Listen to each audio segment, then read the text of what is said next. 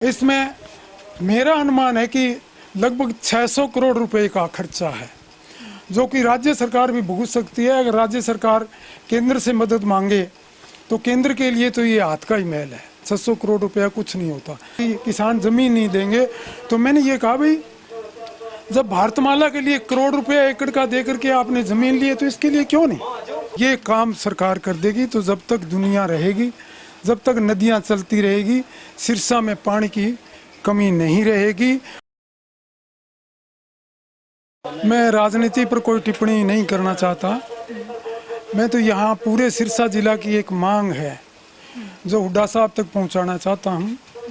सिरसा जिला में पानी की कमी बहुत ज़्यादा है। नाली बेल्ट में जो बोर लगे थे वो भी 400 फुट नीचे चले गए। टेलों पर पानी जाता नहीं है क्योंकि भाखड़ा डैम में गाद भरने से जो टोहाना हेड पर 5400 क्यूसिक फुट पानी आता था, वहाँ 3300 और 3400 क्यूसिक फुट पानी आ रहा है। और वो सारी कमी जो है सब नहरों में बांट दी जाती है। फिर मोगियाँ भी लगी हैं, किसान चोरी भी करते हैं, इसलिए टेलों पर पानी नहीं जाता है। बरसात की भी टेल पर यह सिरसा, क्योंकि जो बंगाल की खाड़ी से मानसून आती है वो हिमालय में यहाँ पहुँचते पहुँचते खाली हो जाती है। अरब सागर की खाड़ी से जो मानसून आती है उसके सामने कोई पर्वत नहीं, इसलिए वो भी ऊपर चली जाती है। तो बरसात की दृष्टि से भी सिरसा बहुत पिछड़ा हुआ है और नहरों की दृष्टि से भी पिछड़ा हुआ है। SYL से कोई उम्मीद नहीं रह गई है। राजनेताओं ने केवल राजनीति की है। अब हमने एक नया प्रोजेक्ट दिया है पानी की समस्या के लिए। पहले आप थोड़ा सा इस नक्शे को समझ लें। ये हमारी यमुना नदी है। पकड़ियो, एक मिनट पकड़ियो।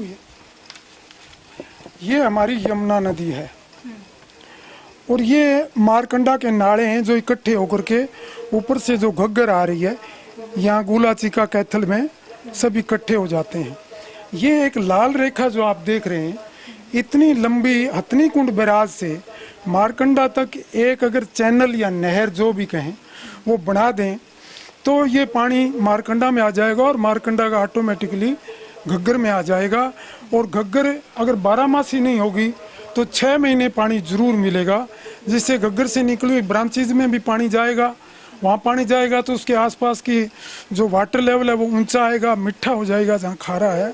और इसके अनेक लाभ मैंने मांग पत्र में दिए हैं जो आपका ज़्यादा समय नहीं लेना चाहता मैं। अब एक समस्या और हमारी घग्गर में आई है पिछले 5-4 साल से। ये घग्गर है, ऊपर जो है 2 नदियां थी ये छोटी छोटी, एक कौशल्या और दूसरी घग्गर। तो कौशल्या पर डैम बना दिया पंचकुला को पानी देने के लिए, इसलिए कौशल्या का जो थोड़ा बहुत पानी घग्गर में शामिल होता था वो अब नहीं हो रहा और कैचमेंट एरिया भी कम हो गया है। इसलिए घग्गर में मूल पानी पहाड़ से कम ही आ रहा है। जो हमें दिखाई देता है वो वर्षा ऋतु में मारकंडा और उसके आस पड़ोस की जगहों पर बरसात होती है, उसका संचित पानी है। तो मूल पानी बहुत कम हो गया है। काला पानी आ रहा है। आप सिरसा में ही रहते हैं, आपको ध्यान होगा, वो पंजाब की फैक्ट्रियों का गंदा पानी आ रहा है। अगर ये प्रोजेक्ट सरकार, आने वाली सरकार, इसमें मेरा अनुमान है कि लगभग 600 करोड़ रुपए का खर्चा है, जो कि राज्य सरकार भी भुगत सकती है। अगर राज्य सरकार केंद्र से मदद मांगे तो केंद्र के लिए तो ये हाथ का ही मैल है। 600 करोड़ रुपया कुछ नहीं होता, क्योंकि ये 36 किलोमीटर की चैनल 576 एकड़ लंबाई बनती है और 576 में अगर आधा किला चौड़ाई लेंगे तो लगभग 300 से कम ही एकड़ एक्वायर करनी पड़ेगी। मैं मिला हूँ कईयों से, उन्होंने कहा कि किसान जमीन नहीं देंगे। तो मैंने ये कहा भाई, जब भारतमाला के लिए करोड़ रुपया एकड़ का दे करके आपने जमीन ली है तो इसके लिए क्यों नहीं। किसान को पैसा देंगे, 1 एकड़ के बदले 4 एकड़ आएगी तो वो जमीन देंगे, क्यों नहीं देंगे। अगर नहीं भी देते हैं किसी भी सूरत में, तो नरेंद्र जी मोदी ने कच्छ में पानी पहुंचाने के लिए, बाड़मेर में पानी पहुंचाने के लिए 10 फुट डाया के पाइप नर्मदा नदी से डाल करके पहुंचाया है। तो पाइप डालकर भी पानी आ सकता है। अगर ये काम सरकार कर देगी तो जब तक दुनिया रहेगी, जब तक नदियां चलती रहेगी, सिरसा में पानी की कमी नहीं रहेगी।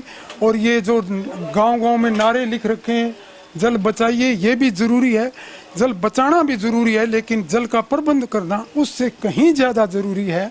अगर प्रबंध हो जाएगा तो जल कम बचाएंगे तो भी काम चलेगा। इसलिए अपने जो यहाँ हुड्डा साहब आने वाले हैं उनके सामने ये प्रोजेक्ट आप सबकी मदद से पेश हो जाए और उनको ये थोड़ा सा समझाने का 1-2 मिनट में ही समय मिल जाए, तो मैं समझूंगा कि 40 किलोमीटर दूर से आने का ये एक लाभ हो जाएगा।